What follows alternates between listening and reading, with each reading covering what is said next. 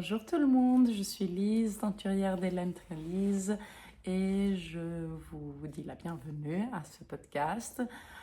Aujourd'hui, je vais parler plus de nouveaux projets et de ma présence à une retraite au Portugal qui a été organisée par Maria Gomez, qui est designeuse, qui, euh, qui organise le festival à Porto, Knit with Friends, qui a son club de tricot, qui fait des cours de tricot, qui fait de magnifiques sacs, qui est juste incroyable. C'est la designeuse qui avait fait le Manhattan Shawl qu'elle avait créé avec Mélène, que plusieurs d'entre vous avaient beaucoup aimé, qu'il y a eu du succès et qu'on était très contente de ça. Et donc, elle m'avait proposé si je voulais aller à sa retraite. Je lui avais dit, quand tu auras des détails, dis-moi, et si je peux, j'essaierai de venir. Et donc, finalement, j'ai décidé de m'offrir ce voyage qui était vraiment très, très sympa. Et bien sûr, l'opportunité de proposer quelque chose à ces magnifiques tricoteurs et tricoteuses qui allaient être parmi nous. On était un groupe de femmes seulement. D'un côté, c'était un peu triste parce qu'on aurait bien aimé aussi avoir des hommes avec nous. Mais d'un autre côté, je trouve que c'est très beau d'être parmi des femmes dont la même mentalité et le même support est vraiment l'une bien intentionnée envers l'autre. Et c'était vraiment un voyage merveilleux, merveilleux, merveilleux. Quelques dames parlaient seulement le portugais, mais même ça, c'était pas une barrière pour communiquer. Euh, C'était merveilleux. Je peux penser surtout à une dame que dès le début jusqu'au dernier moment, c'était incroyable. Je sais pas, j'ai énormément d'amour pour cette femme que finalement on n'a pas vraiment fait de conversation ensemble, mais seulement à penser à elle. Maintenant, je sais pas, j'ai un peu les larmes aux yeux. Bref, voilà, c'était très émouvant, c'était super. Donc, Maria voulait proposer un châle pour la retraite avec Mélène et on voulait proposer des précommandes pour les personnes qui allaient à la retraite. Mais malheureusement, elle avait eu un grand accident avec sa main, elle a dû se faire chirurgie. Et bref, c'était toute une galère. Et puis après, moi, j'avais des vacances. Donc, au final, elle a décidé de prendre le patron qu'elle avait fait pour l'Elle Magazine Stripes Not Stripes, qui est un pull, et finalement reprendre ce motif pour faire une cholette. Donc il s'appelle Arcos, parce que c'était l'endroit où on était au Portugal, qui est à environ 1 heure de Porto, vers le nord. Et donc, comme moi, j'avais peur de proposer beaucoup de kits, beaucoup de couleurs, comme j'avais pas beaucoup de temps au studio, on a proposé tout simplement de proposer Mires et Samskara, qui sont deux bases de 50 grammes. L'une est blanche et l'autre est grise, parce qu'il y a du yak et du cachemire, et proposer le mohair en couleur. Donc, quelque chose de très simple. Donc, il y a certaines personnes qui ont pris ça comme kit. Et puis, il y en a d'autres que j'avais pris aussi des laines avec moi et elles ont décidé leur couleur sur le moment. Et bref, elles ont pris aussi d'autres choses. Donc, j'étais très, très contente. Moi, mes couleurs que j'ai envie de le faire, je ne l'ai pas encore commencé parce que je pensais peut-être de le faire avec des restes, donc changer tout le temps de couleur, ou sinon le faire en Mires, ça c'est Mires, c'est le coloris Young Dumb and Broke, qui c'est un lilas très pâle, avec en samskara Let's Get Drunk et un mohair Machu Picchu. Donc vous voyez, tous les trois ils ont un peu de vert jaune. Et j'aime beaucoup ce coloris. Je pense que c'est peps, mais c'est aussi un peu foncé grâce au samskara. Et donc, on verra. Donc, le patron est fait pour pouvoir faire et le petit et le grand avec ces trois laines. Donc, les deux 50 grammes de 200 mètres, donc Samskara, il me reste, et le 50 grammes de mohair. Vous allez avoir un reste de mohair, mais voilà. Après, si vous voulez pas du tout avoir de reste, vous prenez demi-reste de Samskara et un mohair, et c'est parfait. Et j'ai trouvé ça très très sympa. Et donc voilà, je vous ai montré une photo. Oui, donc je vais parler, avant que je parle plus de la retraite, j'ai envie de parler d'un projet fini que j'ai. Et le patron, il va sortir aujourd'hui. Ce sont le Bewitched Sock Bundle. Donc, vous avez 2 patrons de laine à chaussettes. C'est des patrons de Charlotte Stone et c'est avec des petits fantômes pour Halloween. Moi, j'ai utilisé 2 couleurs contrastantes pour les fantômes et une autre couleur pour les étoiles. Normalement, elle utilise seulement une couleur. J'ai fait la première chaussette comme le patron le décrivait, le disait, mais j'ai fait pour la deuxième chaussette parce que elle va dans ses patrons Charlotte du haut en bas. Donc, j'ai fait le patron comme elle le disait, ma première chaussette. Et la deuxième, je l'ai commencé du bas vers le haut.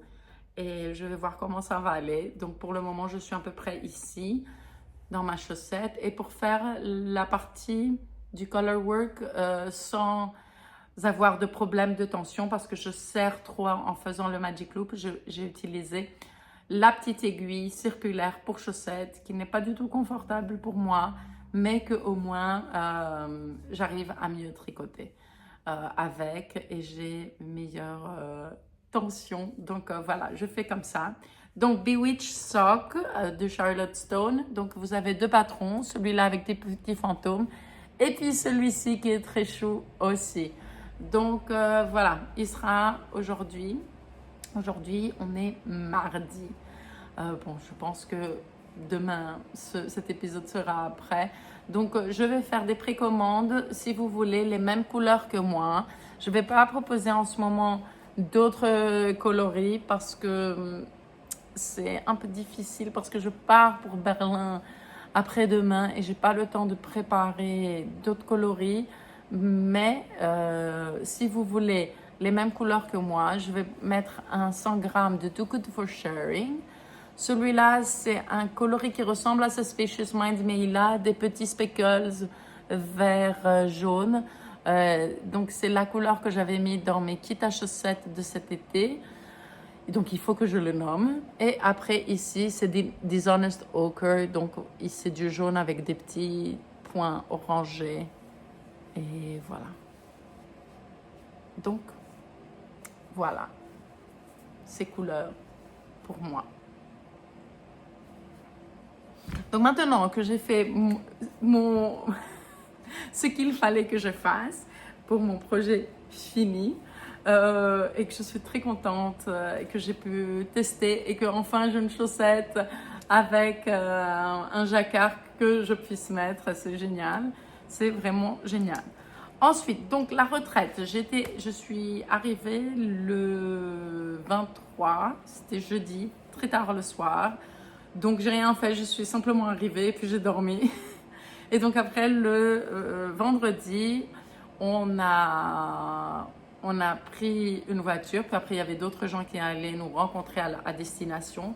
Puis on était 7 dans la voiture avec tous nos bagages. Moi j'avais une énorme valise, donc on a séparé ma valise dans des plus petits sacs. Donc j'avais 2 sacs avec de la laine, un sac avec mes projets samples et un sac avec mes habits. Donc c'était très bizarre d'avoir mes affaires tellement dispersées, mais c'était vraiment cool. Et on est arrivé. Maria nous a donné nos cadeaux. Et donc Maria, elle fait ce beau sac. Et elle s'est inspirée de chacun d'entre nous. Et elle a fait avec les tissus qu'elle avait un sac pour chacune d'entre nous. Et aussi, elle nous a mis un mini d'une teinturière qui s'appelle Linhan Dolce, Issa, qui est très gentille, très douce. Je l'avais connue quand j'étais allée au festival à Porto. Et ce magnifique sac est pour moi. Et j'adore qu'ici, il y a une pelote, un petit cake. Mais j'ai demandé à Maria parce que comme ma mère, elle n'a pas beaucoup de sacs à projet et que je pense qu'elle va adorer ces couleurs, je lui ai demandé si c'était OK que je le fasse en cadeau à ma maman. Elle m'a dit, mais bien sûr, Lise et tout. Donc voilà. Et puis je lui ai pris quelque chose d'autre après à l'intérieur, je vais vous montrer. Donc c'était très sympa. Et après, avec nous, la grande star de notre retraite, c'était Yona. Donc Yona, c'est l'une des, des personnes qui ont Len Magazine et qui est photographe et qui est très très gentille. Je l'avais connue, croisée vraiment dans plusieurs salons. On a toujours été introduites l'une à l'autre, mais on n'avait jamais eu l'opportunité de vraiment discuter, parler. Et je suis très très contente que cette fois-ci, on a eu le temps. Et c'était vraiment un moment merveilleux de la connaître. Et donc, Yona, elle a fait une, comment on dit ça? Un workshop, une discussion, comment on dit? Une présentation de, et le sujet, c'était les troubles mentaux et le tricot. Et donc, elle a partagé son histoire, ses problèmes de comment vivre et être bipolaire et le tricot, le rôle que le tricot a joué dans sa vie, dans les différentes phases de sa vie. Et je trouve que c'était très touchant, d'une énorme vulnérabilité, d'un énorme courage de partage. Et je pense que plusieurs des dames et moi aussi, on a été très émus. Et c'était vraiment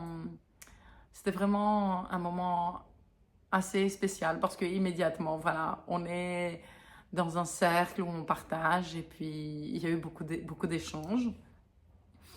Et puis après, on a mangé pour le soir, on a dîné et puis on a fait une partie à la réception de l'hôtel où j'ai mis les laines que j'avais et les gens ont venu, ont prise, ont choisi des couleurs, etc. Et c'était vraiment très sympa. Le samedi matin, il pleuvait et puis il y avait des nuages. Mais c'était merveilleux parce que Maria, elle avait besoin de photos pour justement le Arcos Shawl. Donc, Yona m'a prise en photo en tenant le châle et elle m'a dit, eh, tu fais un très bon modèle. J'étais très contente de lui faciliter la tâche. Et puis, tout le monde qui était, Mélise, il faut que tu changes de travail, il faut que tu fasses du modeling commercial. C'était très, très rigolo. Bon, j'ai déjà fait ça pour des amis et je le fais pour Trélise, mais bon, après, je me vois pas trop. Et après, pourquoi pas, mais bon. Il faudrait que je m'inscrive dans une agence de modeling et je me vois pas faire ça. Mais voilà, et Yona, elle m'a demandé si je pouvais poser pour un pull et qu'elle a créé le patron justement pour la retraite et qu'elle avait besoin de photos et si je pouvais le mettre et que je suis son modèle, je lui ai dit avec plaisir. Donc on a pris quelques photos aussi de ça. Puis on est allé manger l'après-midi. Et puis, il y a 3 énormes jeeps qui sont venus nous chercher pour faire les aventures d'un parc national. On était dans la nature, c'était super joli. Après, on est allé dans différents petits villages et on a marché. Et puis, on s'est arrêté une fois, vraiment dans une rue montagnarde. Il n'y avait rien d'autre à part la belle vue. Et puis, il y avait vraiment personne qui passait. Et moi et Maria, on était un peu vers le bout du groupe. Et on discutait, on prenait une photo. Et sur le moment, on prend une photo, on entend une voix. Mais c'est très Lise! Et tout le groupe s'est retourné vers moi et vers la dame qui a dit c'est très Lise. Et en fait, c'était une dame qui passait avec sa famille et qui avait reconnu des patrons, des tricots que les gens portaient. Et donc, ils sont arrêtés. Et elle a demandé à une femme, Anna, est-ce que vous tricotez? Parce que je reconnais des pulls. Et alors, Anna, elle a dit oui, nous sommes toutes tricoteuses. Et on est en retraite et c'est une retraite que Maria, elle organise. Donc, elle montre Maria qui dit elle est une designeuse et ça, c'est un design à elle. Et puis, la dame, elle se retourne, elle voit Maria était en train de prendre une photo avec moi. Et alors, elle dit, mais c'est très Lise. Et elle dit, oui, oui, c'est très Lise. Et donc, elle était, et moi aussi, je dois dire, super surprise qu'au milieu de nulle part, elle retrouve une teinturière qu'elle aime bien. Moi, j'étais, waouh, qu'est-ce qui se passe ici? On parle de moi. Pourquoi on parle de moi? J'ai eu un peu honte parce que je ne m'attendais pas à ça. Et donc, elle m'a demandé si j'allais à Barcelone en novembre. Malheureusement, je ne vais pas être à Barcelone en novembre. Je vais être au Ch'ti Bazar à Lille. C'est le même week-end. Bon, que faire? Je ne peux pas être dans plusieurs endroits. Mais alors la dame, elle était tellement contente. Elle dit, ça fait rien, c'est encore mieux. Je t'ai vu ici. Voilà, on a pris quelques photos. Et après, tout le monde me taquinait. Oh, Lise, tu es modèle, tu es vraiment super célèbre au milieu de nulle part. Il y a des gens qui te reconnaissent. Je me dis, franchement, c'est vraiment pas ça, ma vie, du tout, du tout. Genre, pas du tout. Mais je dois dire que ça fait du bien au moral, que c'était très chaleureux. Et que, ouais, voilà, vraiment merci à cette dame. Et, et les gens du tour, donc les 3 conducteurs, nous on avait un homme conducteur, les 2 autres c'était 2 femmes. Je crois qu'ils étaient ébahis et donc lui il nous a demandé quelques questions sur le tricot, sur la communauté. Je crois qu'il était vraiment étonné et je pense que c'était très sympa. Et après les conversations qu'on a eues dans cette Jeep, je crois que après il a dû en dire plein à ses amis ou à sa famille. Mais ouais, voilà. Donc c'était très sympa. Et puis on est allé le soir goûter des vins. Donc c'était très cool. C'était très sympa aussi. Et ouais, mais le monsieur, il était en super bonne forme, il avait plein d'envie, de partage, tu voyais qu'il avait de la passion et tout ça. Moi, j'avais pris, parce que le vin rouge, ils le mettent là-bas dans une coupole en céramique blanche, donc c'est comme un petit bol. Et moi, avec la fin de mon vin, je faisais comme des traces sur mon bol et je disais, voilà, je peux vous dire l'avenir. Et il me regarde, je lui dis ça, il me dit, ah, mais il vous faut encore plus de vin. Et je ne sais pas combien de fois il m'a rempli mon verre. Mais c'était rigolo. Puis après, ce soir-là, le samedi, il y avait une grande fête au village. Donc on est passé, quelques-unes d'entre nous, de voir ça. Et puis pendant qu'on marchait, on a reçu l'email du patron de Yona. Et il y a Inès, une fille qui me dit, tiens, il y a ta tête. Et moi je dis, il y a ma tête. Et donc en fait c'était le patron. Donc Yona, elle m'a fait prise en photo ce matin, ce même matin. Donc c'était très sympa. Et le dimanche, on avait une journée libre, la matinée libre. Donc moi, comme il faisait assez beau, il y avait du soleil, j'ai décidé d'aller dehors et méditer. Il y avait un très joli ruisseau qui passait devant l'hôtel, donc je suis allée là-bas. Et il y avait un chat gris et blanc qui est venu et il a médité avec moi. Donc ça m'a rappelé Edaka et Panda qui fait ça maintenant avec moi. Et puis après, j'ai tricoté avec les autres. Le chat m'a suivi. Il s'est assis sur moi et il attrapait mes pieds. Donc, j'ai Panda à la maison. Donc, je l'ai nommé Koala. C'était rigolo. Et puis, on allait de nouveau manger. Oh, le manger, franchement. Ah, c'était trop bon. C'était trop bon. C'était trop bon. C'était l'extase de manger tous les jours. On mangeait. C'était encore et encore. Et on n'avait même pas mangé la moitié. Et les serveurs qui étaient, est-ce que vous voulez quelque chose d'autre? Est-ce que c'était pas bon? Est-ce que ceci? Est-ce que cela? Ouais, c'était, je pense que les Portugais sont pires que les Grecs, les Espagnols et les Italiens en même temps. C'est incroyable. C'était vraiment beaucoup. Bref. Et ensuite, on avait un autre workshop avec Yona de comment prendre des photos de ses propres tricots, selon si on a un téléphone, une caméra, etc. Donc, c'était quelque chose de très intéressant. Je dois dire que la plupart des choses, moi, personnellement, je les connaissais. Et d'un point de vue d'optique physique, parce que c'est ce que j'avais étudié dans le grand passé. Et j'ai aussi fait beaucoup de photos et j'aime prendre des photos. Donc, c'est des choses qui étaient intéressantes, mais toujours très sympa de voir aussi comment une autre personne, quelqu'un d'autre, fait son travail et qu'est-ce qu'il utilise. Puis ensuite, on était de retour à la maison de Maria et on a eu un très bon dîner. Moi, Maria et Yona, et c'était un moment très sympa, très personnel, avec beaucoup d'échanges. Et vraiment, j'étais très émue d'avoir ces moments avec elle. Et donc, le lundi matin, Yona partait. Moi, je suis allée voir le Ceraves Museum, qui est un des plus grands musées d'art contemporain, que j'aime beaucoup. J'aime toujours ce qu'il y a. Bref, toujours. Je suis allée 2 fois. Là, c'était ma 2e fois. Mais j'aime énormément les collections qu'il y a, comment les choses sont mises en place, comment ils sont présentés. Je trouve que l'art est là pour nous faire bouger quelque chose en nous.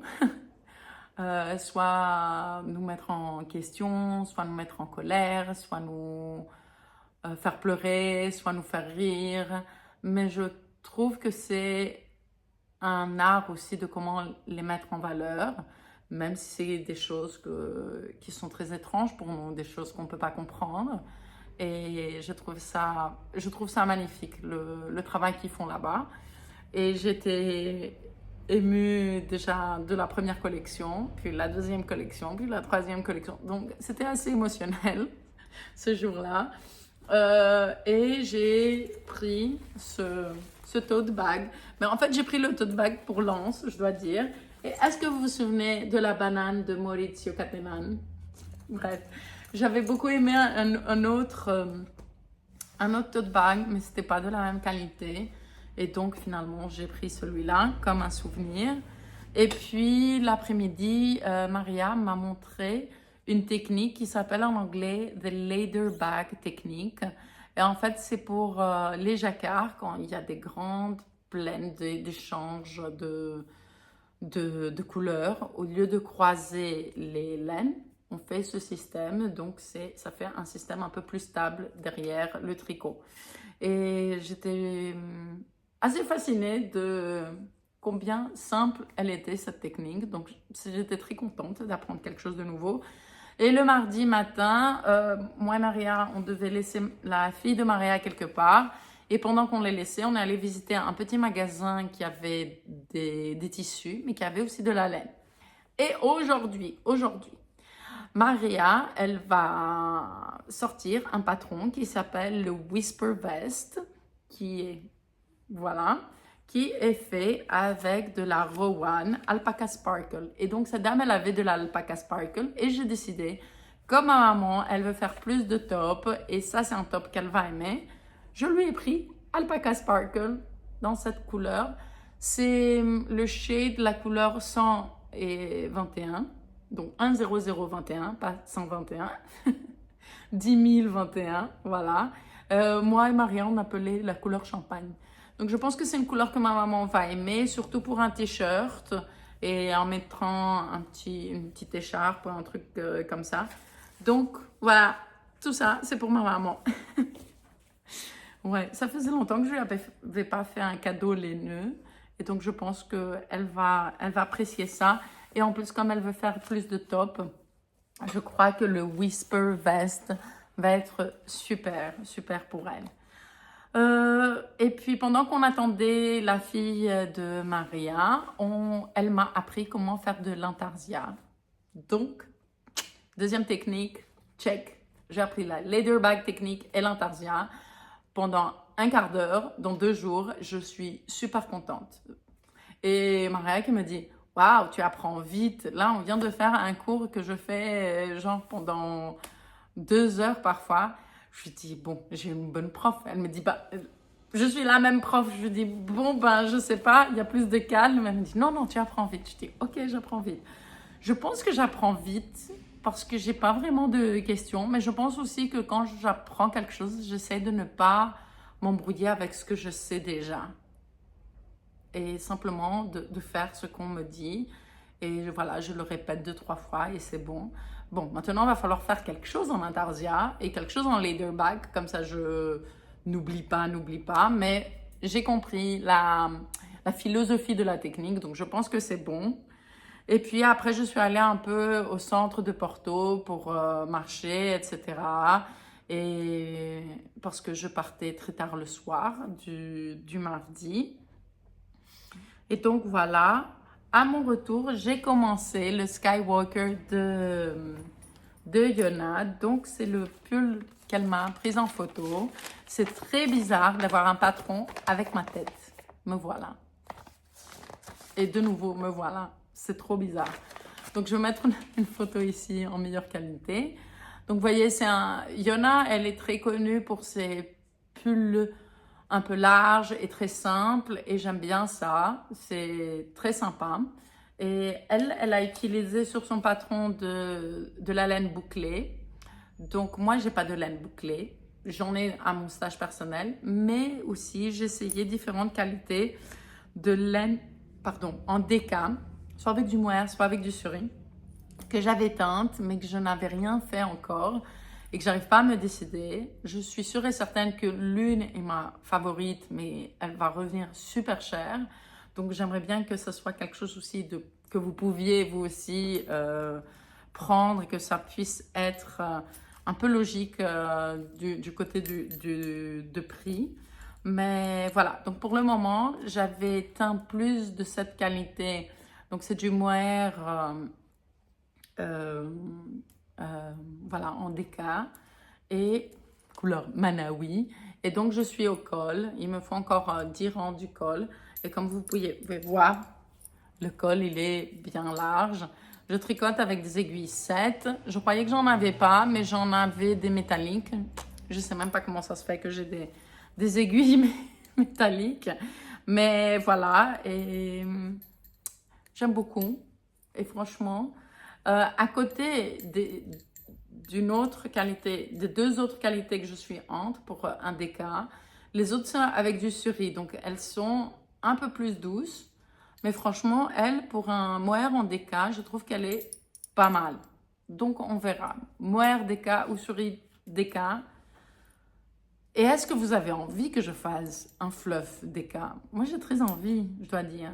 Et je pense à moi-même, mais est-ce que vous voudriez un fluff déca? Un fluff déca. Quelque chose de douillet en déca. Bref, et donc, ouais, j'étais de retour le mercredi. À 5h30 du matin, je suis arrivée en Grèce. Et puis, j'ai reçu d'une librairie que j'aime prendre des bouquins. Et j'avais fait une commande de certains bouquins que j'avais très envie d'avoir, mais que je ne trouvais pas spécialement. Et donc, il m'avait appelé que ma commande, elle était de retour. Et donc, tous les trois, non, les deux, c'est science-fiction et l'autre, c'est un roman, bref. Donc, je vais vous en parler un peu de ça. Donc, j'ai pas encore décidé lequel je vais lire en premier, mais je pense que ça va être mon bouquin en français. Donc, le premier, c'est de Doris Lessing chez Casta. Et ça parle... C'est un peu la fin de la planète. Toujours, on aime bien que ce soit la fin de la planète. Mais en fait, il y a des interactions avec 3 empires galactiques très puissants. Et voilà. Donc, c'est écrit comme si c'était le récit personnel, psychologique et historique d'une certaine personne qui vit pendant ces temps-là. Et je trouve ça très intéressant. Et je l'avais vu, il y avait quelqu'un dans un podcast qui parlait de ce bouquin. Et j'ai trouvé assez intéressant parce que je me souviens plus exactement c'était qui, mais c'était un podcast qui parlait de personnes qui font du channeling, donc qui parlent soit d'autres personnes, soit ils ont des pressentiments, soit ils ont d'autres entités qui parlent à travers eux. Et donc, je ne sais pas si tout ça, c'est vrai ou pas, mais je trouve très intéressant parce que l'un d'entre eux à parler de ce bouquin et j'étais curieuse, tout simplement. J'ai même pas vraiment regardé de quoi il s'agissait. Donc voilà, je vais découvrir. Mais bon, après moi j'aime bien la science-fiction parce que ça permet aussi parfois de parler de certaines choses que quand... de choses aussi plus sérieuses, que parfois la distance de la fiction te permet d'avaler un peu mieux psychologiquement. Tu as un peu plus d'espace. Bref, je ne sais pas trop comment partager ça. Ensuite, le deuxième bouquin, c'est A Little Life de Anya Yanagihara. Je dois dire, ce bouquin, avant, il avait un couvercle gris avec un visage d'un homme. Et je le cherchais depuis longtemps et je ne le trouvais pas. Et donc, c'est pour ça que je m'étais dit, je vais le commander. Et bien sûr, après que je l'ai commandé, je l'ai vu partout, à l'aéroport, à un autre aéroport, à ma librairie avec cette nouvelle couverture. Donc, je pense qu'il a été remis en valeur, il a été republié. Et donc, le voilà. Donc, ça, c'est une histoire de 4 amis d'un petit village qui vont à New York. Et c'est comment ils grandissent, leurs difficultés, leur vie. Il y a des histoires d'addiction, d'amour, de je ne sais pas quoi. Et puis, il y a un moment donné qu'ils rencontrent un certain personnage quand ils ont un midlife crisis, si j'ai bien compris. Et donc, ouais, je suis très curieuse. Voilà. A Little Life. Et le dernier, c'est un livre français écrit par Claire Garand et qui a pris le prix Julia Verlanger, que je n'ai aucune idée c'est le prix de quoi. C'est la première fois que je le connais, mais voilà, il y a eu un prix. Et donc, j'étais très intéressée déjà par le nom du bouquin, parce que je ne sais pas comment en français on le prononcerait. Paideia, je ne sais pas. Parce que c'est un nom grec. Le AI en grec, c'est un E, comme en français, mais le EI, c'est un I en grec. Donc, c'est Paideia. Et donc, Paideia, c'est un mot que ça n'existe pas vraiment en français ni en anglais. Paidie, c'est l'enfant. Paideia, c'est l'accumulation de ce qu'on apprend quand on grandit, mais c'est un rapport de la culture générale, des valeurs d'une personne, de combien il est gentil, de comment il se porte. Donc, c'est tout un ensemble de choses depuis l'enfance et qui forment un caractère. On dirait que ça, c'est la PVA. Par exemple, au lieu de dire le ministre d'éducation, en grec, on dit le ministre de la PVA. Voilà. Oui. Ouais. C'est ni l'enfance, c'est vraiment un rapport de ce que... Voilà. Par exemple, quelque chose de très... qu'on dit ici en Grèce, c'est que la PVA ne vient pas de l'école. La PVA commence à la maison et l'école vient complémenter. Donc, c'est pour ça que je ne peux pas dire vraiment l'éducation du côté éducatif seulement. Bref, l'histoire, c'est que ces 10 petites filles dans 10 stations en orbite autour de la Lune, c'est le dernier espoir de l'humanité morte sur une Terre empoisonnée. Parce que l'une d'elles rêve d'arpenter les planètes, parce que l'une d'elles rêve d'arpenter les planètes, qu'elle est le souffre-douleur des autres. Elle relève un défi stupide et découvre ce qu'on leur cache. Donc, que leur destin de mère de la future humanité dans le village lunaire en construction. Seule contre l'univers, elle refuse cet avenir qu'on lui a assigné. Aussi enragée que touchante, elle ira jusqu'au bout. Donc, voilà, donc c'est un récit de science-fiction spatiale, mais qui soulève la question, comme c'est écrit ici derrière, la question du droit de l'individu à disposer de son corps et de sa vie. Donc, je trouve ça très intéressant et on revient à ce que je disais, que voilà, parfois, quelque chose de très profond mis dans un dans un autre univers, dans une autre époque. Mais je pense qu'un autre univers nous donne un peu plus de distance pour voir les choses différemment et peut-être de comprendre les choses différemment. Et donc, je crois que c'est pour ça que j'aime beaucoup la science-fiction. Parce que sinon, quand je lis des trucs tristes, je suis trop triste aussi. Bon, pas que je ne serais pas triste en lisant ça, mais bref. Donc voilà, je n'ai plus rien d'autre à dire. Je vais mettre des kits pour les chaussettes, si vous aimez les couleurs que j'ai, et des kits pour le Arco Scarf. Je vais vous proposer seulement pour le moment des kits avec la naturelle Samskara et Mires et un différent mohair, comme j'avais fait pour la retraite. Parce que j'ai pas beaucoup d'autres couleurs pour faire des kits en ce moment pour les photographier parce que je pars à Berlin et voilà, mais je veux vous les proposer et bientôt je vais aussi faire un update du site, donc vous aurez plusieurs choix à vous décider.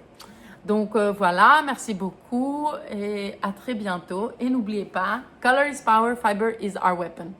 Bisous!